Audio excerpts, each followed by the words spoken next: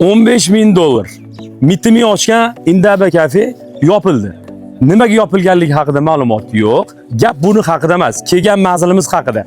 Orientir Indaba kafe bo'ladi, Ramadan bo'ladi. Katta ko'chadan kirib kelyapsiz, 8 metr oraliq masofada ko'ryapsiz, xonadonlar yaxshi.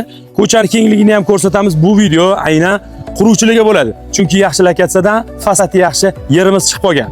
Mana ko'rishingiz mumkin. Fasadini ko'rsatadigan bo'lsam 40 bo'ladi, ichkariga 30 bo'ladi, to'pa to'rtburchak shaklda yerimiz chiqib oldi. Sotig'ini 15.000 dollardan baholab qo'yyapmiz. Egalari bilan talashib tortishib barakasini qilsangiz bo'ladi.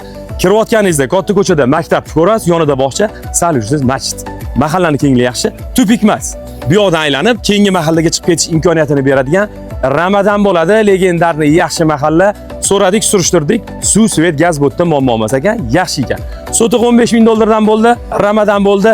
Aniq lakansa Orientir Indaba kafe bo'ldi. Raqam qoladi, qo'ng'iroq qilib barakasini qilsanglar bo'ladi. Shunaqa chiroyli lakatsa, chiroyli fasadli, yaxshi yer uchastkalarini o'tkazib yubormaslik uchun mehnatga baho berasizlar, bitta like urib qo'yasizlar, obuna bo'lib qolish esdan chiqmasin. Ha, aytgancha 12 sotuv menga ko'plik qiladi desangiz, yarmini ham olish imkoniyatingiz bor. Ikkita kadastrsda 6 sotuv qilingan.